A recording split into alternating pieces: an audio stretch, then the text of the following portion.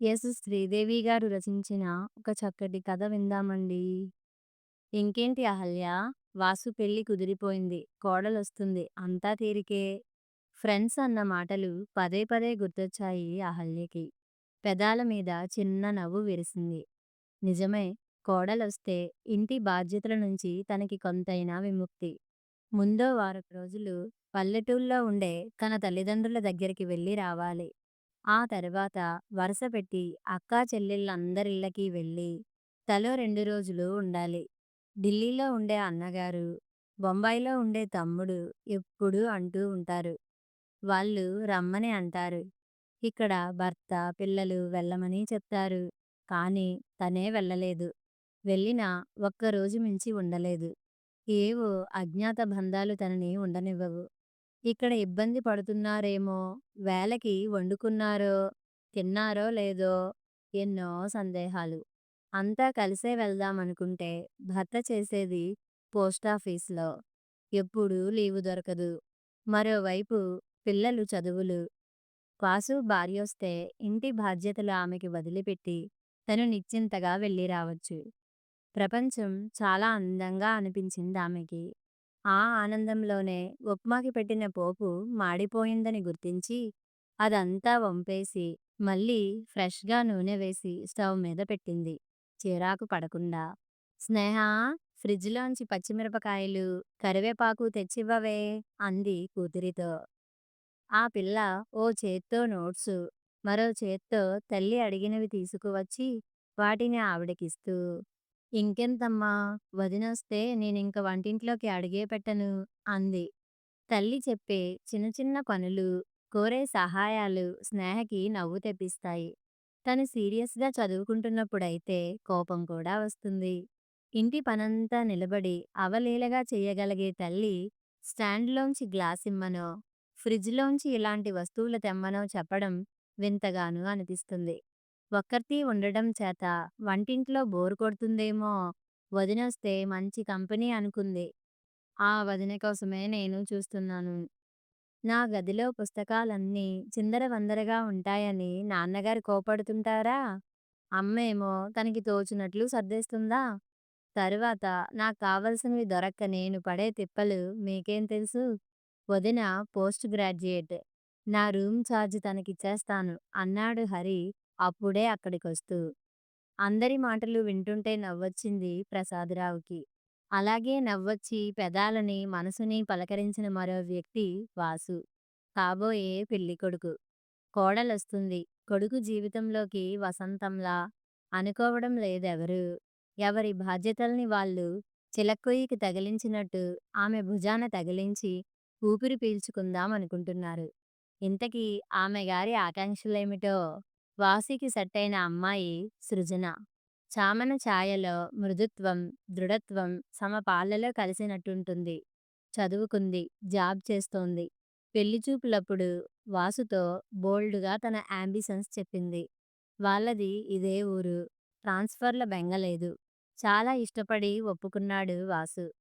అహల్య, ప్రసాదరావు కొంచెం చర్చించుకున్నారు. జాబ్ చేస్తున్న అమ్మాయి గాబట్టి హౌస్ వైఫ్‌గానే ఉండిపోయిన అహల్యతో కలవగలదా లేదా అనేది ఆయన ప్రశ్న. అదే ప్రశ్నని భార్య వైపు నుంచి కూడా వేసుకున్నాడు. తేలిగ్గా కొట్టిపారేసింది అహల్య భర్త సంశయాలని. ఈ రోజుల్లో ఎందరూ ఉద్యోగాలు చేయటం లేదు. అలాగే మన కోడలును. మనకేమంత ఆస్తిపాస్తులున్నాయి. పిల్లలకి ఎంత మిగిల్చివ్వగలం? ఇద్దరూ ఉద్యోగస్తులైతే మన నుంచి ఆశించరు అంది. ఆఖరికి అంతా కలిసి ఓకే చేశారు. వాసు పెళ్లి అవనే అయింది. కొత్త కోడలింకా పాతబడనే లేదు. ఆఫీస్‌కి తయారైంది. అదేంటమ్మా! 16 రోజుల పండగయ్యేదాకనైనా ఉండవా? తళతళబోతూ అడిగింది అహల్య. ప్రొబేషన్‌లో ఉన్నాను కదండీ! లీవ్ పీరియడ్‌కి ప్రొబేషన్‌ని పొడిగిస్తారు. అందుకే ఎక్కువ పెట్టలేదు అంది సృజన. అహల్య ఇంకేదో అనబోతుంటే ప్రసాదరావు కలగజేసుకున్నాడు. వెళ్ళి జాయిన్ అవ్వనీ. ప్రొబేషనరీ పీరియడ్‌లో లీవులు పెట్టడం అంత మంచిది కాదు అన్నాడు. సృజన వెళ్ళిపోయింది. వాసు వెళ్ళి డ్రాప్ చేసి వచ్చాడు. మళ్ళీ ఆమె రావటం 6కి. వస్తూనే వాడు పిక్చర్ ప్రోగ్రాం పెట్టాడు.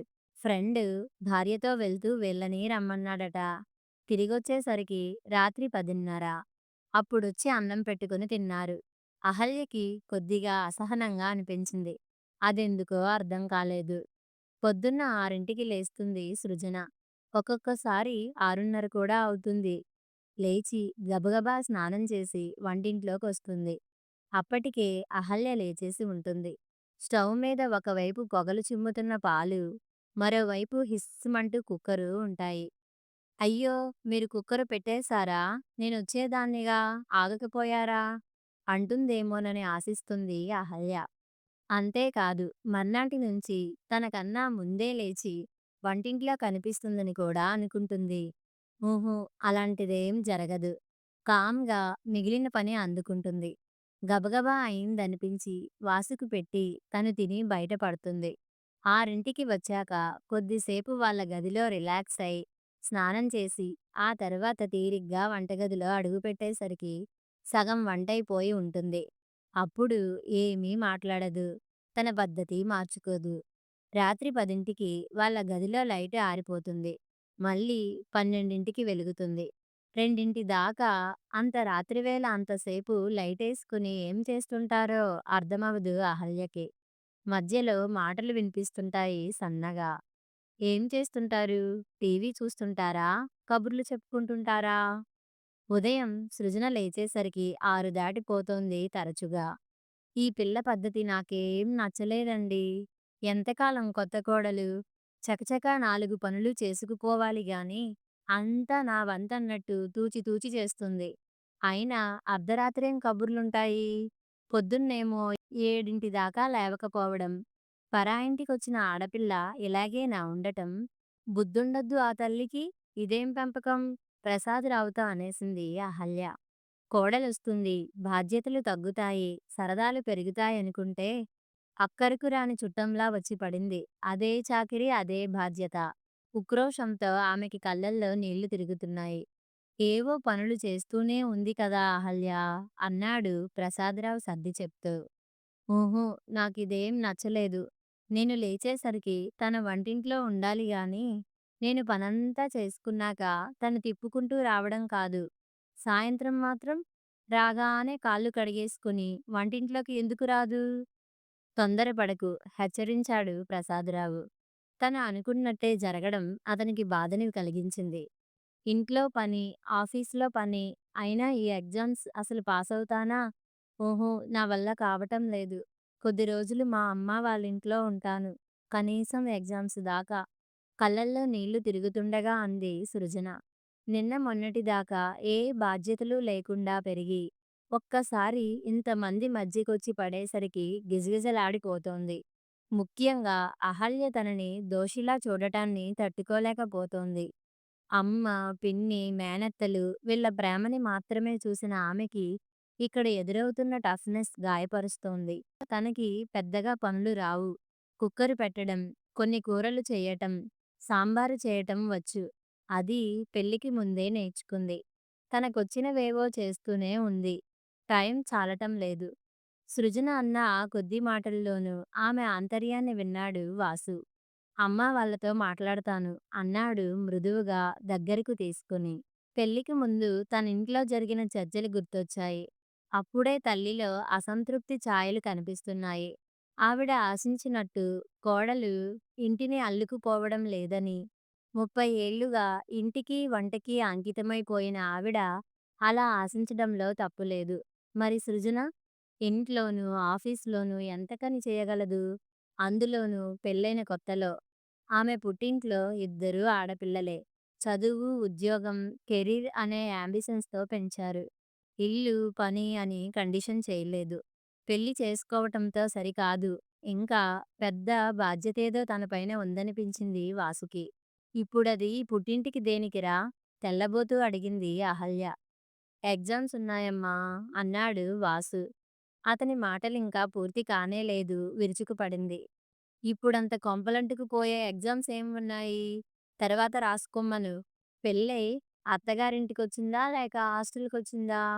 తనది టెంపరరీ పోస్టింగ్. ప్రొబేషన్‌లో ఉంది. అది పూర్తయి ఈ పరీక్ష రాస్తే రెగ్యులర్ అవుతుంది. క్యాడర్ ఎగ్జామ్స్ రాయటానికి ఎలిజిబిలిటీ వస్తుంది. నచ్చజెప్పబోయాడు వాసు. అయితే వాళ్ళింట్లోనైతే శ్రద్ధ పెట్టి చదవచ్చని, ఇక్కడేం కష్టమొచ్చిందట? తిని కూర్చోవడమేగా. ఆ తిండి కూడా మంచం దగ్గరకే పంపించమనా? అహల్య బయటపడిపోయింది. వాసు నిర్విణ్యుడైపోయాడు. అది సృజన ఇంట్లో లేని సమయం.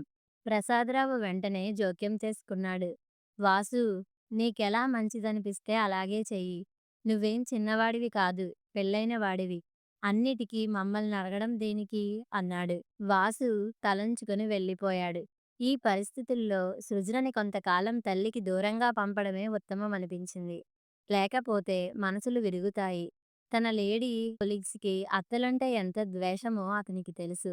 అలాగే అత్తగార్లైన కొలీగ్స్ కోడల మీద వెలగబోసే అక్కసు తెలుసు. తనింట్లో కూడా అంతేనా? దిగ్భ్రాంతిగా ఉంది. అహల్య, నువ్వేం మాట్లాడుతున్నావో మతుండే మాట్లాడావా? భార్యని మందలించాడు ప్రసాదరావు. అతనికి కోడల్ని చూస్తే ముచ్చటేస్తుంది. పీజీ చదివి కాంపిటేటివ్ ఎగ్జామ్స్‌లో నెగ్గుకొచ్చి ఉద్యోగం సంపాదించుకుంది. వాసు, హరి, స్నేహలకి ఆ అమ్మాయికి తేడా కనిపించదు. పైగా ఆమె పనుల్లో నిర్దుష్టత కనిపిస్తుంది. ఒక్క క్షణం కూడా వేస్ట్ అవ్వనివ్వదు. పని, చదువు, ఆఫీసు, రెస్టు, టీవీ, పేపరు ఇలా దేనికది కంపార్ట్మెంటైజ్ చేసుకుంది. అహల్యలో ఎందుకు ఆమె పట్ల ద్వేషం మొదలైంది? సాంప్రదాయిక వైరమా లేక అసూయా?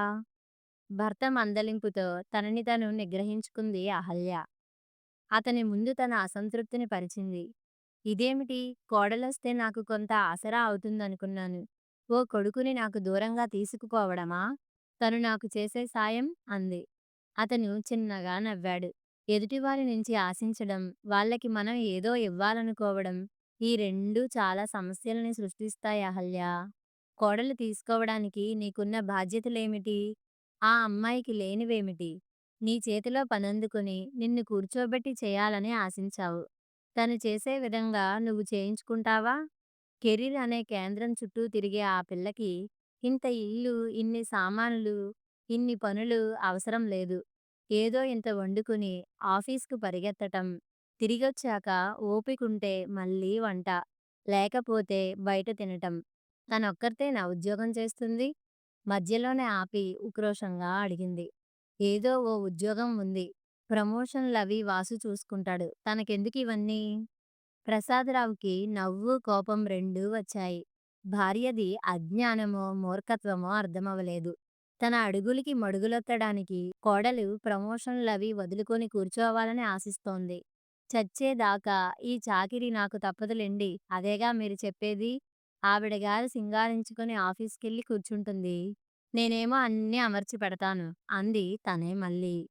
ప్రసాదరావు సూటిగా చూశాడామెని. ఎవరికి చేస్తున్నావు నువ్వు? నీ కుటుంబానికి చేస్తున్నావు. నీ భర్తకి, పిల్లలకి చేస్తున్నావు. నీ బాగు కోసం చేస్తున్నావు. ఎవరో బయట పిల్లొచ్చి ఈ బాధ్యతలన్నీ నెత్తిన వేసుకోవాలనే కోరికేంటో నాకు తెలియడం లేదు. అహల్య, ఇంట్లో ఉండి నువ్వేదో కష్టపడిపోతున్నాననుకుంటున్నావు. ఈ ఉద్యోగంతో నేను విసిగిపోయాను. పెళ్లి, పిల్లలు, కుటుంబం అనేవి నీ స్వేచ్ఛని ఎలా అరికట్టాయో, నా విషయంలోనూ అంతే చేశాయి. అహల్య, నువ్వీ పనులు చెయ్యాలని గాని, ఇలాగే చెయ్యాలని గాని, నీ పుట్టింటికి, అన్నదమ్ముల దగ్గరికి వెళ్ళొద్దని గాని నేనెప్పుడూ నిర్దేశించలేదు. నీకు నువ్వే కొన్ని స్టాండర్డ్స్ పెట్టుకున్నావు. కొన్ని బంధాలు వేసుకున్నావు. ఈ పనులు ఈ పద్ధతిలోనే చేస్తాననుకున్నావు. నువ్వెళ్తే ఇక్కడ అంతా అస్తవ్యస్తం అవుతుందేమోనని భయపడ్డావు. నీ జీవితాన్ని నీకు తోచినట్టు గడిపావు. అలాంటి స్వేచ్ఛ సృజనకి ఇవ్వు. నువ్వు ఇవ్వకపోయినా వాళ్ళ స్వేచ్ఛని వాళ్ళు వదులుకోరు. భార్యాభర్తల మధ్య అనుబంధాన్ని పెరగని. వాసుని బట్టి నువ్వు గాని, నిన్ను బట్టి వాసు కాదు అనేసి ప్రసాదరావు కూడా వెళ్ళిపోయాడు. లోపల స్నేహ హరితో అంటోంది. వదిన పాపం మంచిది కదన్నయ్యా! అమ్మెందుకని ఇలా మారిపోయింది? మననేమో చదువు చదవమని అంటుంది. వదిన చదువుకుంటుంటే ఇలా మాట్లాడుతోంది. పెళ్ళయ్యాక చదువులు, ఎగ్జామ్స్ అంటే ఎలా కుదురుతుందే? చిన్న పిల్లవి నీకు తెలీదివన్నీ. అమ్మ మన కోసం ఎంత కష్టపడుతోంది. ఆమెనలాగే కష్టపడమని ఎవరి దారిన వాళ్ళు వెళ్ళిపోతే ఎలా? అన్నాడు హరి. కోడలొచ్చి తనకి ఆసరా ఇస్తుందనే కోణంలోంచి కాక ముగ్గురు పిల్లల్ని లైఫ్‌లో సెటిల్ చేసేస్తే తనకి విముక్తి అనే దిశగా అహల్య ఆలోచించి ఉంటే ఈ అసంతృప్తి ఉండేది కాదు. ఆ రోజు సాయంత్రమే వాసు సృజనని పుట్టింట్లో వదిలి వచ్చాడు. రాత్రి ఇంట్లో తల్లితో సరదాగా మాట్లాడలేకపోయాడు. అప్పటిదాకా ఆమె పట్ల అతనికి గల ఉన్నత అభిప్రాయాలు మూలల్లో కదిలాయి. మరో తల్లి కూతురైన సృజనని తన సంతానంలో కలుపుకోలేకపోతోంది. ఏమిటి? మగవాడు పెళ్లి ద్వారా పొందేది భార్య సంతోషంగా ఉంటేనే అతడి నిజమైన ఎదుగుదల. కానీ ఆమె ఆశయాలు అతని తల్లికి పట్టవు. ఇద్దరికీ సమన్వయం లేదు. ఏది తన నిజమైన కుటుంబం? తల్లి, తండ్రి నిర్మించుకున్న కుటుంబంలో తను, సృజన భాగమా లేక తామిద్దరూ వేరే కుటుంబమా అనేది తేల్చుకోవాల్సిన పరిస్థితి. అన్నయ్య మారిపోయాడు అనుకున్నాడు హరి తన వరకు తను. వాసుతో ఫ్రీగా మాట్లాడలేకపోయింది స్నేహ. ఆ రాత్రి అహల్యకి సరిగా నిద్రపట్టలేదు. ఎన్నో ఆలోచనలు. తన మాట కాదని వాసు సృజనను పుట్టింట్లో దింపి రావటం హద్దుగీత గీసినట్టనిపించింది ఇంకా. సృజన తిరిగొచ్చాక కూడా తన విషయంలో పెద్దగా మార్పేదీ ఉండదన్న విషయం లీలగా స్ఫురించింది అహల్యకి. ఈ టెస్ట్ పాసవుతుంది.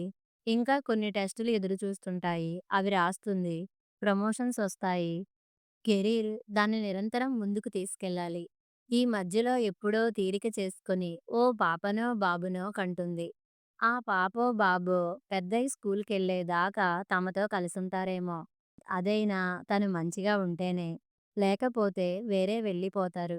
పిల్లల్ని పెంచడానికి తను కాకపోతే ఆమె తల్లి ఉంది. కాకపోతే క్రషులున్నాయి. అంతేనా? ఈ పెళ్లి నుంచి తాము పొందబోయేది తలుచుకుంటే గుండె చిక్కబట్టినట్టు అయింది అహల్యకి. పక్క మంచం మీద ఉన్న ప్రసాదరావు భార్య అవస్థ అంతా గమనించాడు. వాసు పెళ్లికి ముందు నీకెలాంటి కష్టాలు ఉండేవి కాదనుకుంటా?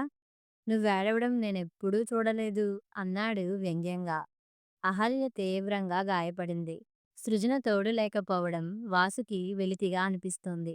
ఆమె ఎప్పుడు తిరిగొస్తుందా అనే ఆత్రం అతన్ని నిలవనివ్వటం లేదు. అత్తగారింటికి చక్కర్లు కొడుతున్నాడు. అలా వెళ్ళినప్పుడు ఒక్కొక్కసారి అక్కడే భోజనం చేసి వస్తున్నాడు.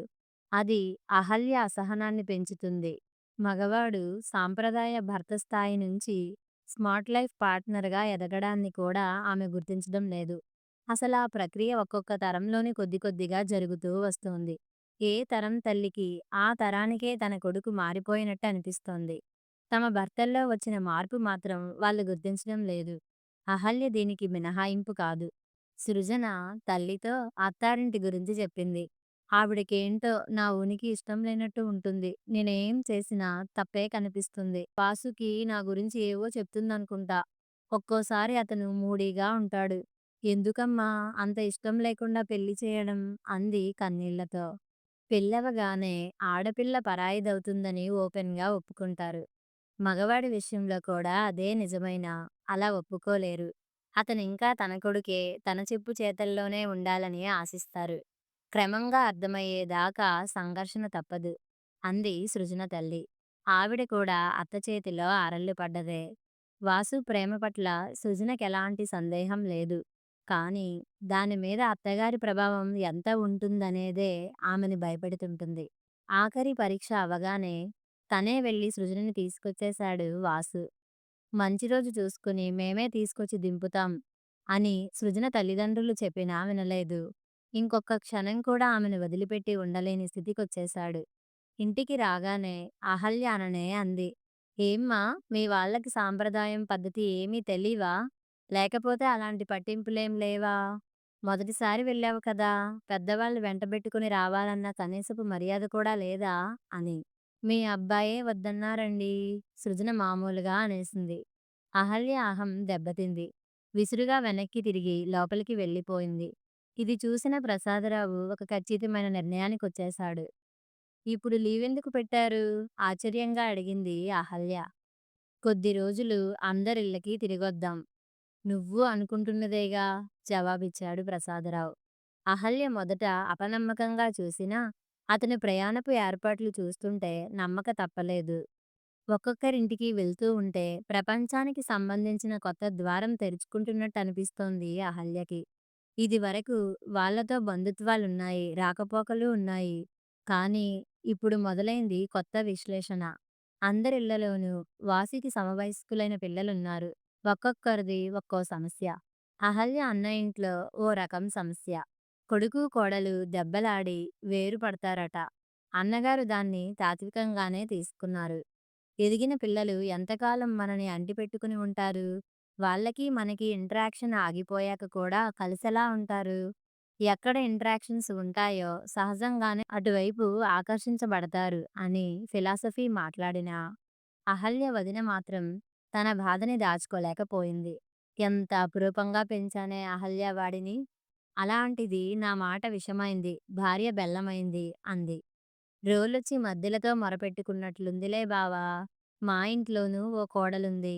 వాసు మీద పెత్తనం వదులుకోవడానికి ఈవిడ సిద్ధంగా లేదు. ఈవిడ విసుర్లు, కసుర్లు. ప్రసాదరావు నోరిప్పాడు. నిజమా అన్నట్టు చూశారు అహల్య, అన్నా వదినలు. ఆ రాత్రి వదిన, మరదళ్ళు చాలాసేపు మాట్లాడుకున్నారు. ప్రఫుల్ పెళ్ళైన కొత్తలో నేనెంత సిగ్గుగా ప్రవర్తించానో తలుచుకుంటే నాకే సిగ్గనిపిస్తోంది అహల్య. పెళ్లితో వాడికొక వ్యక్తిగత జీవితం ఏర్పడింది. అందులోకి నాకు ప్రవేశం లేదు. వాడు నాకు దూరమయ్యాడనిపించి అసూయతో రగిలిపోయేదాన్ని.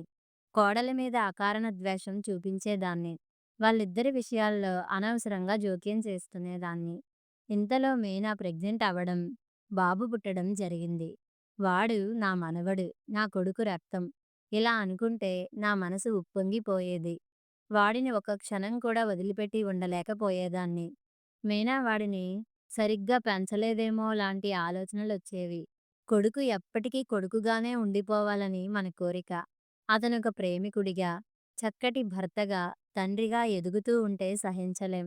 ఏదో ద్రోహం జరిగిపోయినట్టు బాధపడతాం. అహల్య ఆఖరికి ఒకరోజు మీనా బరస్ట్ అయింది. ప్రఫుల్‌ని నిలదీసింది. మనకంటూ పర్సనల్ లైఫ్ లేదా? ప్రతి విషయంలోనూ ఆవిడెందుకు తలదూర్చడం? 9 నెలలు మోసి కన్న దాన్ని, నా కొడుకుని నేను పెంచుకోలేనా? అంది. ప్రఫుల్‌కి కూడా నా పద్ధతి నచ్చనట్టే ఉంది. మొదట్లో సున్నితంగా చెప్పేవాడు. తర్వాత పెద్ద దెబ్బలాటే అయింది. వాళ్ళని వేరే వెళ్ళిపొమ్మన్నారు మీ అన్నయ్య. అదేంటొదినా? మనవలు మనకి మాత్రం ముద్దు కాదా? వాళ్ళని దగ్గరికి తీయటం తప్పా? నేనిదే ప్రశ్న మీ అన్నయ్యని అడిగాను. ఆయన తప్పనే అన్నారు. తల్లిదండ్రుల తర్వాతే ఎవరైనా అట. భార్యాభర్తల మధ్య, తల్లిదండ్రులకి, పిల్లలకి మధ్య సంబంధాలు పెరిగితేనే స్వచ్ఛమైన కుటుంబ బంధాలు ఏర్పడతాయట. ఆలోచించగా నాకు అదే నిజమనిపిస్తోంది. మనం ఏ ప్రేమనైతే వాళ్ళ మీద చూపించామో, దాన్ని నేర్చుకొని వాళ్ళు వాళ్ళ పిల్లల మీద ప్రకటిస్తారు. మరి మనం? నాకు మీ అన్నయ్య, నీకు ప్రసాదు లేరా? అంటే పిల్లలకి పెళ్ళిళ్ళు చేస్తే మనకి మిగిలేది ఇదేనా? ఏమీ మిగలకపోవడమేమిటి? నువ్వు పెళ్లి చేసుకున్నావు. వాసు పుట్టాడు. మిగిలిన ఇద్దరూ పుట్టారు. వాసు పెళ్ళయింది. వాళ్ళకి పుడతారు. మనం పెర్పెచ్యువేట్ కావడం లేదు. అదంతా మిగులు కదమ్మా! అహల్య చాలాసేపు ఏడ్చింది. ఎందుకు ఏడుస్తావు అహల్య? మగవాళ్ళలా అంటీ ముట్టనట్టు ఉండేలా మనని పెంచరు. అనుబంధాలు, ప్రేమ అంటూ రంగరించి పోస్తారు. సృష్టికి మనమే ఆధారమంటారు. అవన్నీ నిజమేనని నమ్మి ఆరాటపడతాం. కానీ జీవితంలో ఒక్కొక్క మెట్టు దాటుతుంటే అర్థమవుతుంది మనదంటూ ఏమీ లేదని. మనం దాటిన స్టేజులన్నీ మన పిల్లలు దాటుతారు. అది మనం చూస్తాం. అందులో మనం ఒరిపిడి పడక్కర్లేదు. ఎవరి జీవితం వాళ్ళదనుకుంటే సరి. అహల్య ఆలోచనలో పడింది. అవతలి గదిలో ప్రసాదరావు బావమరిదితో అంటున్నాడు. మా కోడలు సృజన చాలా బ్రిలియంట్ చైల్డ్. నాకా అమ్మాయిని చూస్తే చాలా ముచ్చటగా అనిపిస్తుంది బావా. మంచి కల్చరున్న ఫ్యామిలీలోంచి వచ్చింది. వాసుకి చక్కటి జోడి. కానీ అహల్య ప్రవర్తనే సరిగా లేదు. ఆ అమ్మాయిని సూటిపోటి మాటలంటుంది. అసహనంతో రగిలిపోతుంది. తను వాసు నుంచి ఏం ఆశిస్తుందో తెలీదు. ఇంట్లో ఇదివరకు లేని అశాంతి ఇప్పుడు చోటు చేసుకుంది. ఆయన సుదీర్ఘంగా నిశ్వసించాడు. ఆడవాళ్ళని అలాంటి కన్‌ఫ్యూజన్‌లో పడేసింది మనమే ప్రసాద్.